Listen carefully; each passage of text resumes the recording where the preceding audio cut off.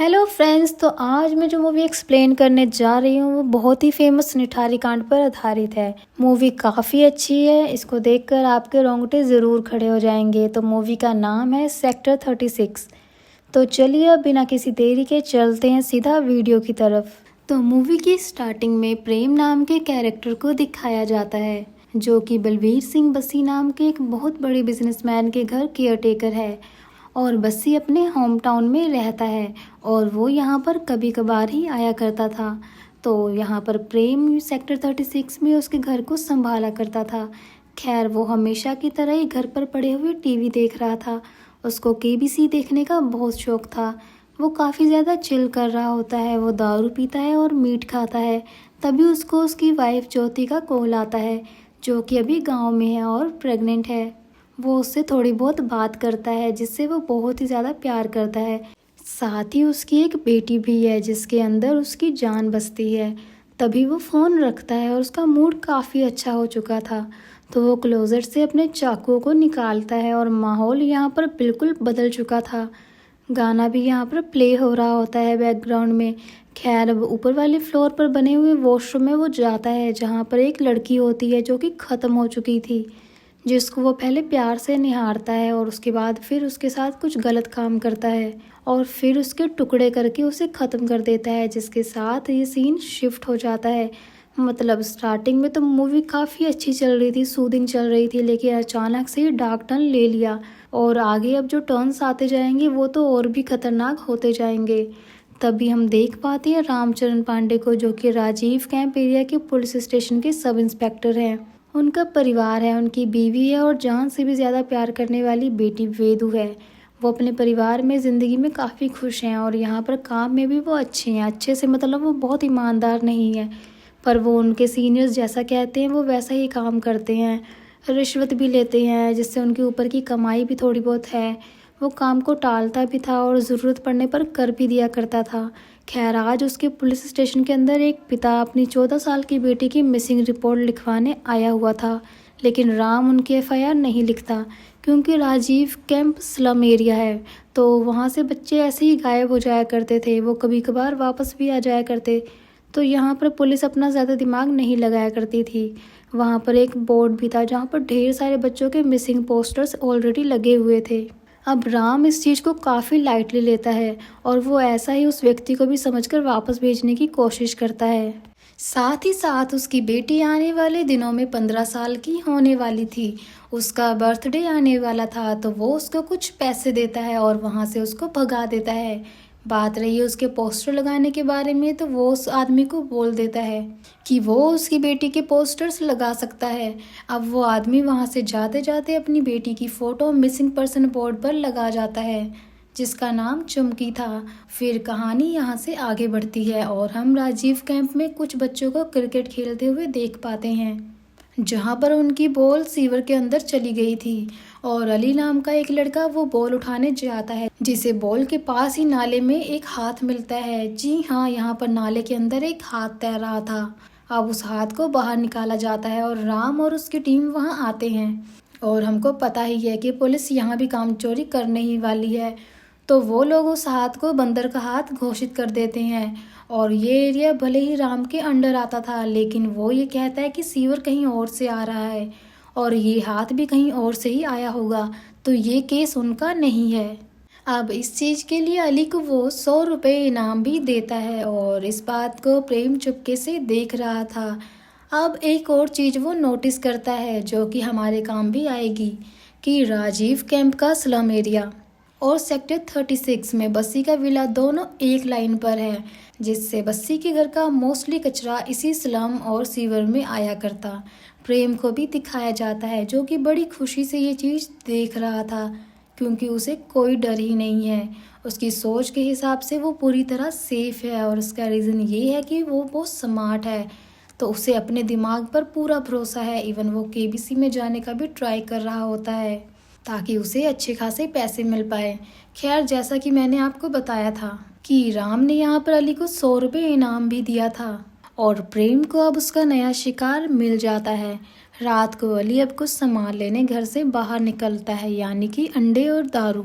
जो कि उसके पिता ने उसे बाहर लेने भेजा था, जो कि एक वॉचमैन है, जिसे प्रेम अब बहला फुसलाकर चॉकलेट दिखाकर अपने पास बुलाता है और उसे अगवा करके अपने घर ले जाता है। घर पर वो अली को बांध कर रखता है और हमें प्रेम की क्वालिटी दिखाई जाती है कि वो अपने ऐसे कामों और क्लीनिंग के टाइम बहुत ही ज़्यादा चिल रहता है, यानी कि बच्चों को ख़त्म करते टाइम वो काफ़ी ज़्यादा चिल रहता है और इतना ज़्यादा चिल रहता है कि उसको इतना शांत देखकर सामने वाला और भी ज़्यादा डर जाता है। अब अली प्रेम से कहता है कि उसके डैड उसे ढूंढ लेंगे और उसे गोली मार देंगे, लेकिन प्रेम को इससे कोई भी डर नहीं था। वो ऑलरेडी उसके बारे में जानता था कि वो एक वॉचमैन है। सबसे बड़ी बात ये थी कि कहीं ना कहीं वो पूरे सिस्टम को जानता था और कहता है कि कुछ नहीं होगा, आज वो अली के साथ खेलेगा, फिर उसे ख़त्म कर देगा, फिर अली के घर वाले रोएंगे और दूसरा अली पैदा कर लेंगे और धीरे धीरे अली की पहचान ही मिट जाएगी, खाली वो एक फ़ोटो फ्रेम की तरह रह जाएगा, जैसा कि बाकी मिसिंग बच्चों के पोस्टर्स के साथ हुआ। खैर, प्रेम अली के साथ खेलना शुरू करता है और खेल खेल में ही अली का जो सर होता है वो दीवार में जा लगता है, जिससे कि वो ख़त्म हो जाता है। अब हम प्रेम के बचपन का एक फ्लैशबैक देख पाते हैं, जिससे हमको ये पता चलता है कि वो बचपन से ही एक बूचर है, इसलिए ही मीट और बॉडीज़ को इतनी परफेक्टली कट करता है।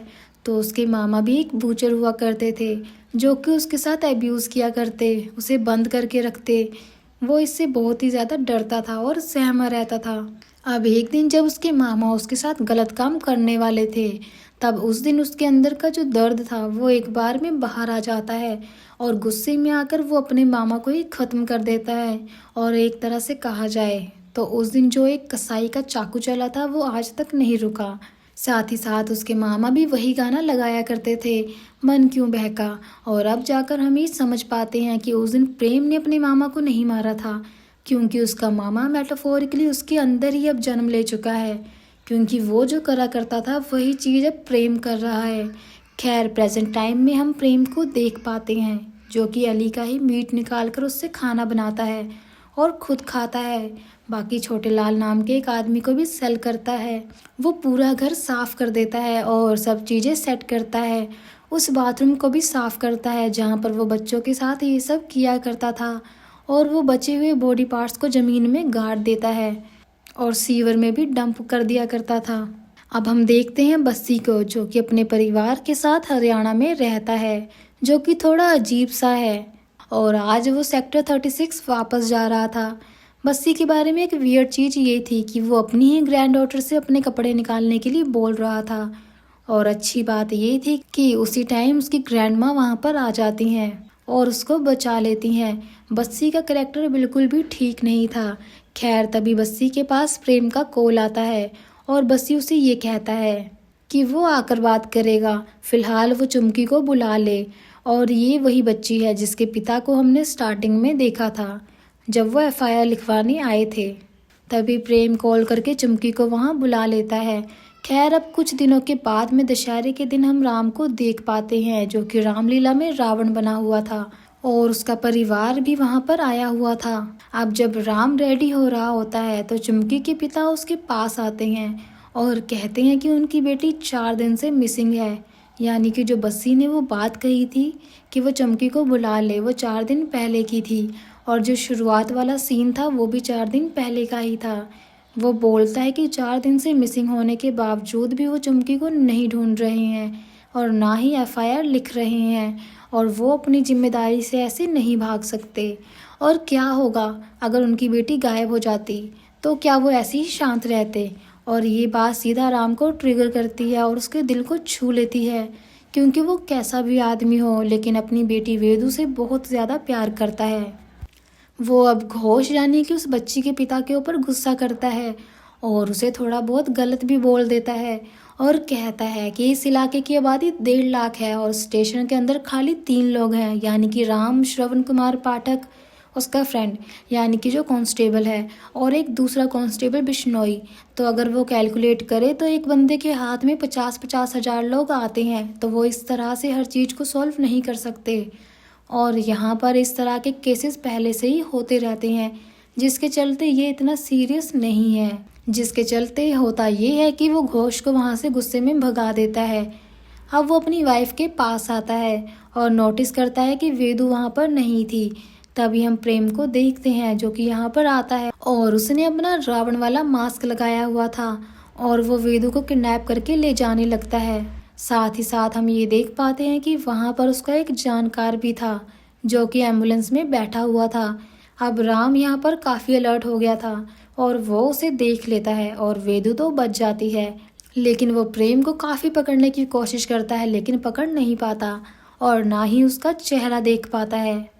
अब घर जाकर प्रेम मैटर संभालने की कोशिश करता है और इस एम्बुलेंस वाले आदमी यानी कि छोटे लाल से बात करता है जो कि उसका ही साथी है और किडनैपिंग में हेल्प करता है। फिर वो घर से बहुत सारी सीडीज़ को शिफ्ट करने लगता है जिसमें बहुत सारी डार्क और भयानक चीज़ें थी। अब आगे जाने से पहले एक चीज़ हाईलाइट करी जाए, जब प्रेम किडनैपिंग किया करता था तो वो रावण का मास्क लगाया करता और राम रावण को ही प्ले कर रहा था, जो कि सीधा मेटाफोर है कि यहाँ पर सभी रावण हैं, बस कौन कितना ज़्यादा रावण है ये मैटर करता है।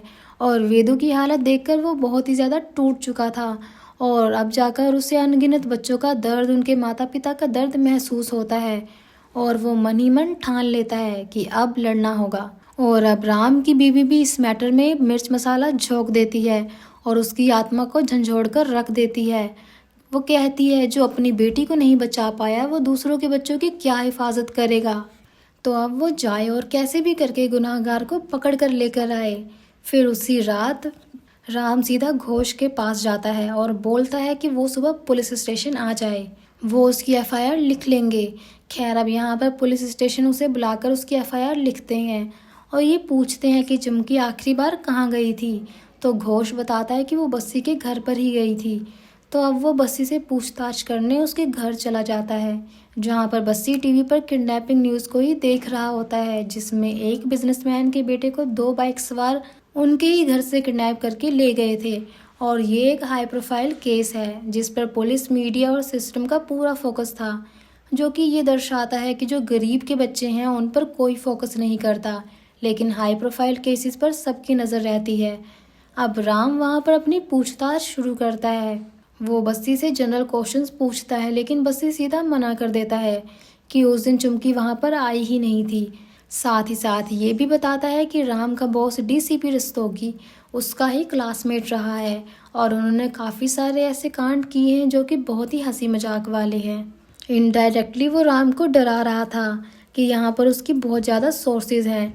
अब तभी वहाँ पर घोष भी गुस्से में आ जाता है जो कि बस्सी के ऊपर चिल्लाने लगता है और अब जाकर बस्सी रिवील करता है कि घोष की बेटी चुमकी असल में उसकी प्रोस्टिट्यूट थी और उसके बाप को बस्सी मंथली सैलरी पे किया करता था और साथ साथ चुमकी को भी अलग से पैसे दिया करता, यानी कि चुमकी का डीलर खुद उसका पिता है। जिसको सुनकर राम को बहुत गुस्सा आता है कि एक पिता होकर घोष ऐसा काम कर रहा था।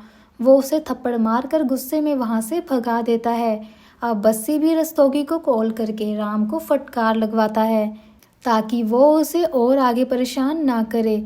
अब राम यहाँ से जाने लगता है तो प्रेम उससे थोड़ी बहुत बात करता है।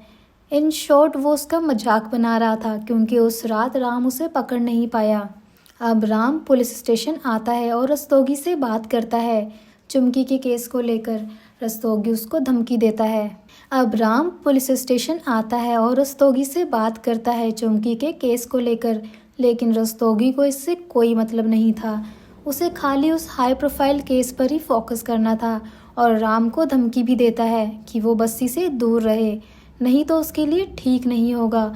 वो सिंपली यही कहता है कि वो इस हाई प्रोफाइल केस पर फोकस करे और ऐसी चीज़ों को देखे, तभी वो आगे जा सकता है। और अगर वो रस्तोगी के अंडर रहेगा और उसकी बात मानेगा तो वो काफ़ी आगे जाएगा। खैर अब राम यहाँ पर थोड़ा सा परेशान था, लेकिन जब वो पुलिस स्टेशन आता है तो वहाँ पर उस ऑटो रिक्शा वाले को वो देखता है और उसके फ़ोन को चेक करता है जिसने कि चुमकी को बस्सी के घर पर लास्ट टाइम छोड़ा था। और उसका फ़ोन चेक करता है तो उसे पता चलता है कि ये फ़ोन एक्चुअल में चुमकी का ही था। और अब वो रिक्शा वाले से सख्ती से पूछताछ करता है, जिसके बाद वो सीधा रस्तोगी के पास जाकर अपनी इन्वेस्टिगेशन बताता है कि उस रात उस रिक्शा वाले ने यानी कि 4-5 दिन पहले चुमकी को बस्सी के घर पर ही छोड़ा था और वो उसे जब वापस लेने गया तो चुमकी नहीं आई, बल्कि प्रेम ने उसे चुमकी का फ़ोन दिया था कि वो उसे स्टेशन पर कहीं दूर फेंक दे और कहानी बता दे कि चुमकी कहीं पर भाग गई है।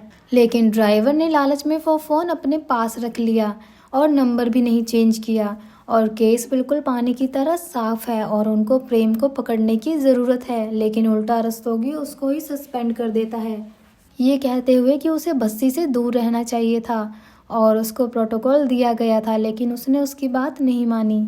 खैर, अब हम न्यूज़ में देख पाते हैं कि वो हाई प्रोफाइल केस 2 दिन में ही सॉल्व हो गया था और वो बच्चा भी सही सलामत अपने घर आ गया था और किडनैपर्स भी पकड़े गए थे। लेकिन गरीबों ने सालों से अपने बच्चे खोए हैं, लेकिन वहाँ पर कोई भी अभी तक वापस लौट कर नहीं आया, किसी ने एफआईआर तक दर्ज नहीं करी थी।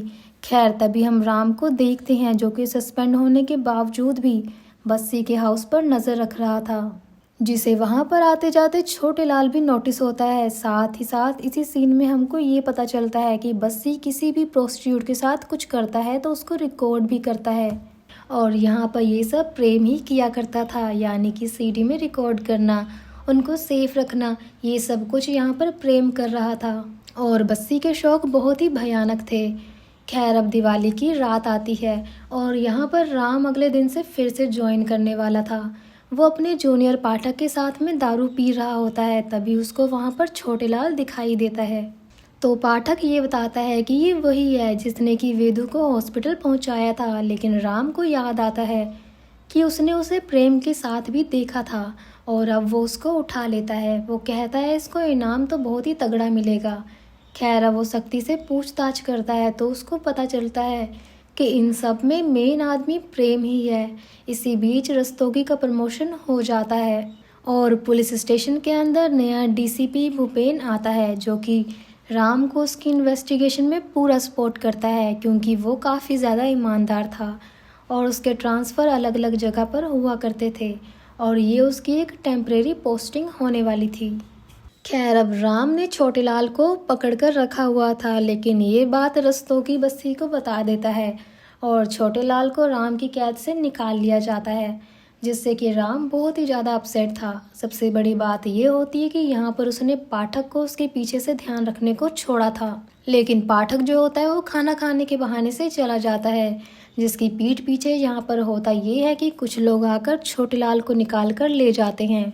अब भूपेन उससे ये कहते हैं कि अभी उस ऑटो रिक्शा की टेस्टिमनी से ही वो काम चला सकते हैं और प्रेम को उठा सकते हैं, तो वो जल्दी से प्रेम को अरेस्ट करें। फाइनली अब राम प्रेम को अरेस्ट कर लेता है और अब वो शैतान अपने बारे में राम को और हमें बताने वाला है, यानी कि यहाँ पर प्रेम अपनी सच्चाई बताने वाला था।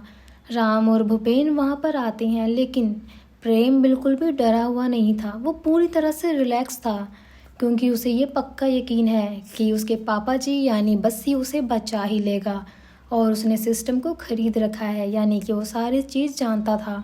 बस्सी के कनेक्शंस मिनिस्ट्री और पुलिस दोनों में ही थे और यहाँ पर जो पावर है वो इन्हीं के हाथ में होती है। अब राम यहाँ पर कैमरा ऑन करता है और उससे सवाल जवाब करने लगता है, जिसके चलते होता ये है कि प्रेम उनको सारे सवालों के जवाब देने के लिए तैयार था क्योंकि कुछ समय में केबीसी शुरू होने वाला था और वहाँ पर एक लेडी होती है जो कि 1 करोड़ जीतने वाली थी और आप जानते ही हैं कि प्रेम केबीसी का कितना बड़ा फैन था। अब सबसे पहले राम घोष की बेटी चुमकी के बारे में उससे पूछता है तो वो हंसते हुए जवाब देता है कि वो तो बस्सी की पाली हुई थी और वो एक प्रोस्टिट्यूट थी जो कि पैसों के लिए सब किया करती थी। लेकिन हुआ ये कि प्रेम उसे चाहने लगा और उसने उस दिन उसे प्रपोज किया तो वो नहीं मानी। उसने फिर उसे क्लाइंट की तरह बुलाया, लेकिन तब भी चुमकी उसके बारे में नहीं सोच रही थी। वो उसे प्यार नहीं कर रही थी। उसने उसे पैसे भी दिए, लेकिन फिर भी उसने उसकी बेइज्जती करी, जिसके चलते प्रेम ने गुस्से में आकर उसका गला घोट दिया और स्टार्टिंग में जो कुछ हुआ वो तो आपको पता ही है। उसने उसके साथ गलत काम भी किया, फिर उसके टुकड़े कर दिए और यहाँ पर वो काफ़ी ज़्यादा खुश था। राम अब उससे आगे और भी सवाल करता है कि वो बाकी बच्चों के साथ क्या करता था जिनको वो अगवा किया करता। प्रेम बताता है कि उनको उठाया करता था, उनका मीट निकाल कर खाया करता क्योंकि उसे बचपन से ही उसकी तलब थी। उसने 1 साल तक ये सब छोड़ने की कोशिश भी करी, लेकिन वो छोड़ नहीं पाया। बाकी वो छोटे लाल की मदद से उनके ऑर्गन्स की ट्रैफिकिंग करता, जिससे उसे अच्छे खासे पैसे मिल जाते। इसके बाद बचे हुए पार्ट्स को वो ज़मीन के अंदर गाड़ देता और बाकी जो चीज़ें बचती उन्हें नाले में डंप कर देता, जिसको ये लोग मूर्खों की तरह खाली बंदर का हाथ पैर समझ रहे थे। अब ये सब सुनकर तो राम के दिमाग में उन्हीं सब मिसिंग बच्चों के नाम चलने लगते हैं जो कि इस दरिंदे के शिकार बने। वो यही सोच रहा था कि अगर उसकी बेटी उस दिन किडनैप हो जाती तो उसके साथ भी यही होता। राम उससे पूछता है कि उसने उन्हें क्यों ख़त्म किया और वो ऐसा क्यों करता है। तो इस पर प्रेम बताता है कि उसने आज तक 22 से 24 को मारा होगा और आखिरी अली ही था। अब वो उससे ये पूछता है कि उसने ऐसा किया क्यों, इसके पीछे उसका मोटिव क्या था, कोई पर्सनल दुश्मनी थी। प्रेम बोलता है कि ऐसा कुछ भी नहीं था, वो लोग तो गरीब थे या फिर माइग्रेंट के बच्चे थे, इनसे समाज को कोई फ़र्क नहीं पड़ता। वो पैदा होते हैं, बचपन से काम करते हैं, सपने सजाते हैं और फिर सड़क पर ही मारे जाते हैं। तो 22 से 24 अगर उसने मार दिए तो क्या ही फ़र्क पड़ता है। बेसिकली इसका दिमाग बिल्कुल साइको वाला हो चुका था। बचपन से इसके साथ जो कुछ भी हुआ उसका इसके दिमाग पर गलत प्रभाव पड़ा था। फिर अब राम ये सुनकर काफ़ी ज़्यादा अपसेट हो जाता है और भूपेन प्रेम से बस्सी के बारे में पूछता है कि क्या वो भी इन सब में इन्वॉल्व है, लेकिन प्रेम इस सवाल का जवाब देने से मना कर देता है। खैर इसी बीच हम देखते हैं बस्सी के गुंडों को जो कि छोटे लाल को ख़त्म कर देते हैं। अब प्रेम बॉडीज मार्क कर देता है जिन्हें उसने डंप किया था। और दुख की बात ये थी कि जिस नाले के आसपास वो सब गरीब रहा करते थे उनके बच्चे उसी में थे। और यहाँ पर हम देख पाते हैं कि ढेरों कंकाल और हाथ पैर के टुकड़े बाहर आ रहे थे, जिसके चलते सारे के सारे माँ बाप बहुत ही ज़्यादा दुखी थे। दूसरी ओर घोष की बेटी भी मिल जाती है उसी नाले में, यानी कि उसकी बॉडी। और यहाँ पर उसके पिता बहुत ही ज़्यादा रोने लगते हैं कि ये सब काफ़ी स्ट्रॉन्ग हो चुका था, लेकिन प्रेम को अभी भी कोई डर नहीं था। वहाँ पर दूसरी ओर बस्सी को भी अरेस्ट कर लिया जाता है। ऑब्वियस सी बात है, उसके बंगलों के आगे से ये सारी लाशें मिली थी, लेकिन रस्तोगी उसका केस हैंडल कर रहा था जो कि उसे क्लीन चिट दे देता है। अब सबसे शॉकिंग चीज़ एक और आती है कि भूपेन जो होता है उसको तो यहाँ पर बहुत बड़ा इनाम मिलता है, प्रमोशन मिलता है, लेकिन बात रही राम की तो उसको सस्पेंड कर दिया जाता है। यानी कि यहाँ पर सारा क्रेडिट भूपेन को दे दिया गया था। ऑब्वियस सी बात है, किसी न किसी को इनाम देना पड़ेगा और किसी को गिराना पड़ेगा। अब देखो यहाँ पर इतना बड़ा कांड हुआ था तो इसके चलते किसी के ऊपर तो इल्ज़ाम लगना ही था लापरवाही का। तो हुआ ये कि वो इल्ज़ाम गया राम के ऊपर, और जो वो पुलिस स्टेशन है वो भी राम के अंडर आता था, तो इसलिए उसको सस्पेंड कर दिया गया। अब राम भूपेन से बात करता है कि उसे एक आखिरी टाइम प्रेम से मिलना है। इसके चलते भूपेन उसकी रिक्वेस्ट को ग्रांट कर देता है। अब हुआ ये था कि पूरा इल्ज़ाम बस्सी ने प्रेम के ऊपर लगा दिया था। राम प्रेम से मिलने आता है और उसको बताता है कि उसके पापा जी तो उसको छोड़कर चले गए। सबसे बड़ी बात कि जो पैसे उसके घर तक पहुंचने थे वो कभी पहुंचे ही नहीं, और उसकी बीवी को कोई पैसे नहीं मिले और उसके साथ बहुत बड़ा धोखा हुआ है। उसके पापा जी उसे फंसा चुके हैं और खुद बच चुके हैं। ये सुनकर तो वो बहुत ही ज़्यादा शॉक हो जाता है और उसको अपनी बीवी की चिंता हो रही थी। इसके चलते राम उससे बात करता है कि उसे बस्सी को फंसाना पड़ेगा, तब जाकर वो कुछ कर सकता है। तभी यहाँ पर एक बहुत बड़ा सबूत, वो सीडी कहाँ है, यानी कि जिसके अंदर सारे सबूत हैं, वो राम को ये बता देता है। एक सीडी उसने अपने पास रखी हुई थी जस्ट इन केस अगर कुछ गलत हो जाए। अब राम वो सीडी को लेने के लिए प्रेम के गांव जा रहा था, जहां पर बस स्टेशन के पास में उसे उसका जूनियर पाठक मिलता है जो कि उसको एक लैपटॉप भी देता है, और इस सीडी का नाम है सदाबहार तराने। इनफैक्ट लैपटॉप के अंदर वो कुछ नोटिस भी करता है। वो चेक करता है कि उसके अंदर क्या क्या था, और हम जानते हैं कि किस तरह के काले कारनामे उसके अंदर थे। इसके अंदर बस्सी के काले कांड दर्ज होते हैं जो कि इस केस का ही रुख पलट देते, लेकिन ऐसा हो नहीं पाता क्योंकि हम राम को नोटिस करते हैं जो कि एक खाली सड़क पर चल रहा था। उसे वहां पर तभी एक गाड़ी आती हुई नजर आती है और वहां पर उसके अंदर कुछ गुंडे थे जो कोई और नहीं बल्कि वही थे जिन्होंने छोटे लाल को ख़त्म किया था। तभी होता ये है कि वो उसको ख़त्म कर देते हैं और वो सीढ़ी को तोड़कर बाहर फेंक देते हैं। तभी 6 महीने बाद का सीन दिखाया जाता है जहाँ पर राम का जूनियर पाठक वो अब सब इंस्पेक्टर बन गया है और पूरे टाइम वही था जो कि बस्सी को और बाकी सबको टिप्स दिया करता था, जिसकी वजह से राम ख़त्म हो गया।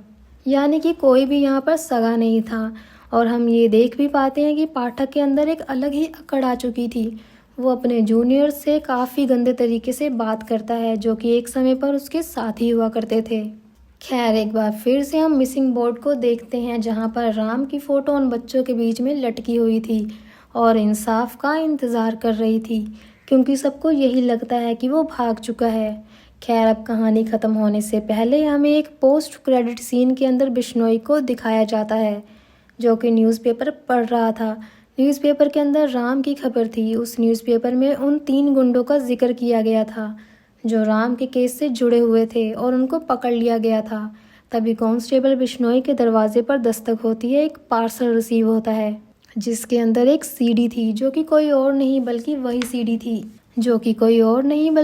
सीडी थी जिसका नाम था सदाबहार तराने, और ये शायद से कोई बहुत ही बड़ा सबूत था।